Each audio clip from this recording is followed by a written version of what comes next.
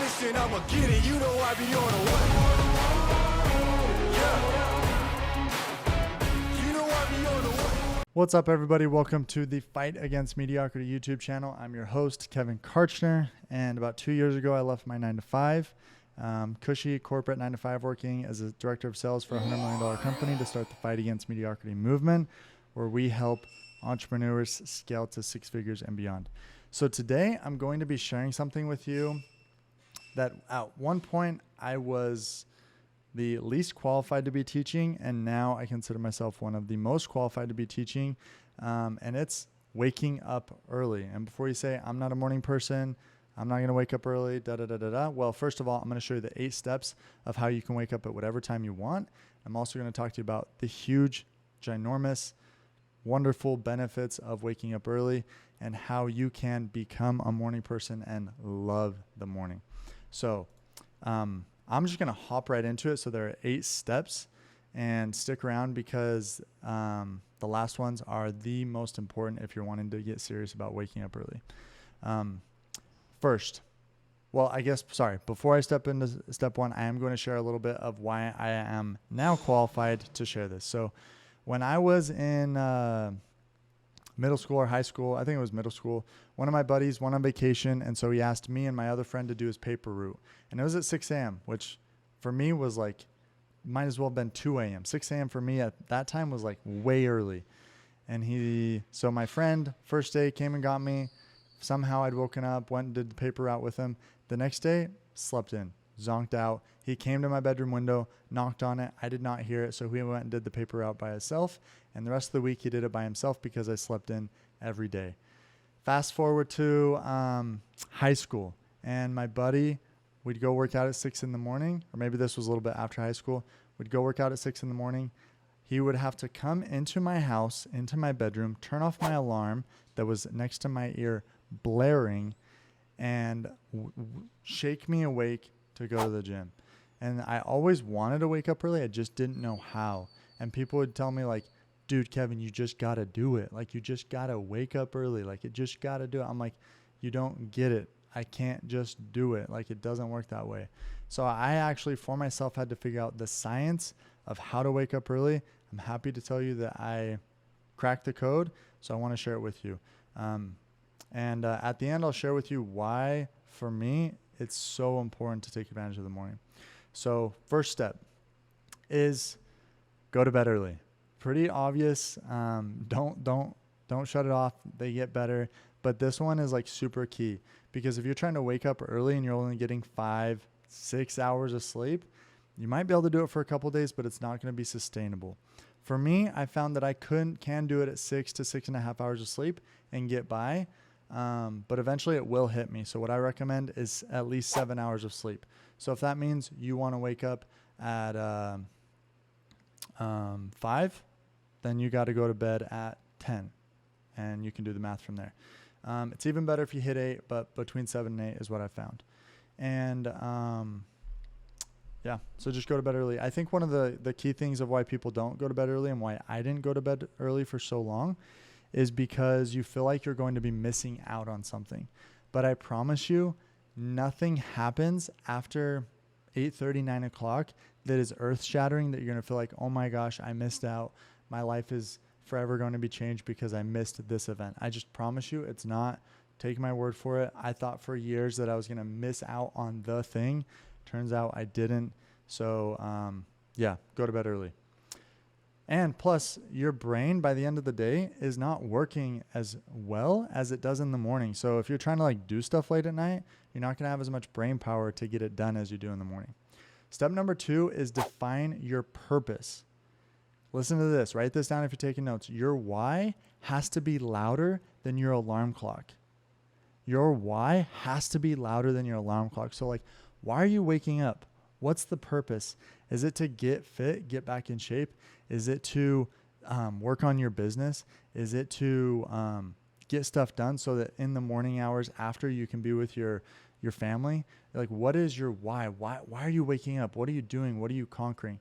One of the biggest reasons I wake up early is because I know when I get up early, most people don't do it. And so I'm just getting so much more done and dominating the marketplace. And I learned this from Kobe Bryant. He said that during the summer, he knew how everyone else trained. They trained maybe once a day. And he knew if he woke up at 4 a.m., he said, if I wake up at 3 a.m., train at 4, then I can get 4 to 5 training sessions in per day. And I know that, year after year, 5 years go by, nobody will ever catch me. I will be so far ahead of them. And that's a very obsessive, obsessive mindset. But if you're a high achiever, I'm sure you can feel that way. You feel that way as well, as you just want to be the best and dominate your marketplace. So define your purpose. What's your why? Why are you wanting to wake up early?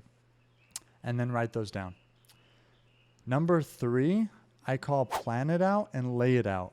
So waking up early is hard. Your brain is not it does not want to wake up early. It wants to go back to bed. It wants to stay in bed. It's, you've usually got your AC on or your heat on. You've got blankets on. Your bed's comfortable. Your brain's screaming, why are you doing this to me? So plan it out and lay it out means that you need to plan out every single minute of your morning routine. What are you going to do? If you're going to read a book, it means you even have your book open to the page that you're going to read it on. For me, I go to the gym. Well, I moved to Mexico and now the gym opens later, so my morning routine's changed. But in Utah, I would go to the gym first thing. So I have my gym clothes laid out so I don't have to think about it. So I get up, change into my gym clothes, and then I come read, do a jam session, work on some stuff, and then I go to the gym. And so whatever you're going to do, you have to plan it out, detailed line by line. And then you have to lay it out. So whatever you're going to do, make it so they don't have to think about it. Because if you get out of bed, walk into your bathroom and you're like, okay, what do I want to wear to the gym? Your brain's going to be like, that's a hard decision. Let's go back to bed. So you have to make sure that you plan it out, lay it out. And included in that is never, ever, ever leave your phone next to your bed, which is step number 4. So your phone goes to a land far away. That's step number 4. If you leave your phone next to your bed, well, most people, you're going to reach over, alarm's going to go off, you're going to reach over, turn it off, go back to bed. You're not even going to remember turning it off. So best places for your phone are either out in the hall or in your bathroom or in a closet or somewhere where you physically have to get up out of bed to turn it off. And then I'm skipping steps. Sorry, I won't go that far. Okay. So, and just for step number 3, when I say plan it out, don't put workout, actually have the exact workout plan that you're going to do. Don't just say bike, where are you going to bike? How long are you going to bike? Have it super detailed. So step 4, put your phone in a land far, far away. I also recommend putting your phone on airplane mode or do not disturb so that when you do wake up, you're not just sitting on your phone forever. You can get to what you're doing. Step number 5 is shock the system. And I hope you're seeing how this is actually a science. So step number 5 is shock the system. If you just go to the bathroom, leave all the lights off, your mind is going to start screaming, go back to bed, go back to bed, go back to bed. So you have to shock the system. How I do that is I turn on all the lights. I get it as bright as possible. And then I take a drink of water. I have water right there that I leave there the night before.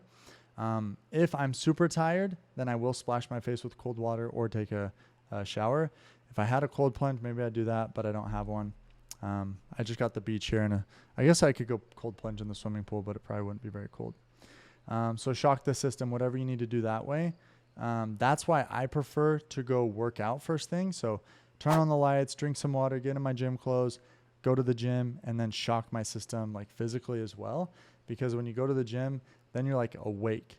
But oftentimes, I'm sure if you've tried, wake up, go read something, you want to go back to bed, you sleep. So when I come out here into my office and read, I'll turn on as many lights as I can.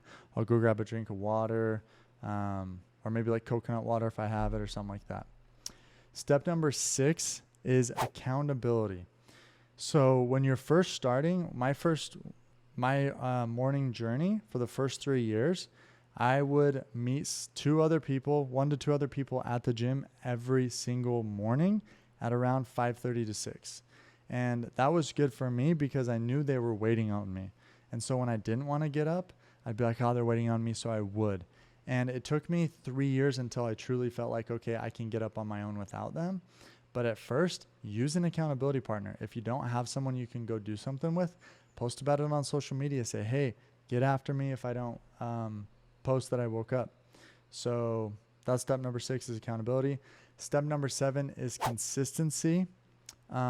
So be consistent at it. If you do it for one day, skip a day, do it another day, it really doesn't benefit you a lot. And so just plan on like, this is the time I'm going to wake up, and be consistent with it. And that's where you'll truly reap the benefits from waking up early. So let's see, last step number 8 is, it's also like a benefit, but step number 8 is the refreshed mind. So something you'll notice when you start to wake up early is that the biggest benefit is solitude. Even in the Bible, it says that Jesus woke up early to go be alone. And there's something, I always say that the morning is a God-given gift to the high achiever. If I've died today and I wanted something on my tombstone, it would be that quote. The morning is a God-given gift to the high achiever. And the reason I say that is because nobody's bugging you. And not in like a bad or a good way, just like nobody's bugging you.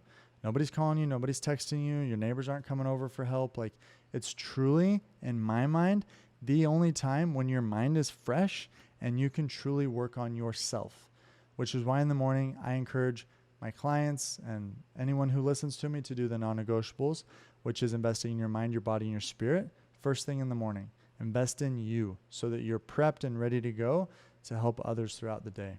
But the refreshed mind also means that you're likely to have inspiration and revelation come to you in the morning because you are alone and your mind is fresh. And so whether it's in your Apple Notes like I use or in a notepad, be prepared to take notes of the ideas you receive in the morning while you're alone.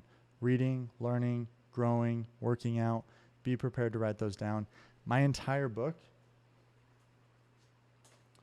Talk is Cheap, The Fight Against Mediocrity, was the inspiration and the revelation for this book came to me in the early hours of the morning. It was like, this is chapter 1, this is chapter 2, boom, this needs to be here. And it was just amazing. So next step is to quit watching this and start doing. What are you waiting for? Go wake up early. I'd love to hear about your journey. If you have any other tips or tricks, put them in the comments below. And just as I end here, I want to let you guys know that waking up early can truly be the thing that distinguishes you from anyone else for the rest of your life.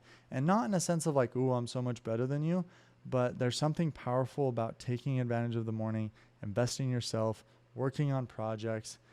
It truly is, in my mind, a God-given gift to the high achiever. So take advantage of it. If you do the math on waking up early, if you wake up just 1 hour earlier per day, that's 365 hours per year, which ends up being, if you divide that by 40, that's 9 additional work weeks that you'll get. And so if you wake up 2 hours early, so say you gotta, like in order to be on time, you need to wake up at 7. So say you wake up 2 hours earlier at 5 and you invest that in yourself, your business, whatever, that's 2 additional hours. That means you get 365 times 2 divided by 24. That's an additional 30 full days, an entire month that you get to invest in yourself. It's insane. So take advantage of the morning. Let me know what you think. Try it. I promise it works. It's the science of waking up early. You guys are awesome. Catch you on the next video. Man on a mission, I'ma get it. You know I be on a what?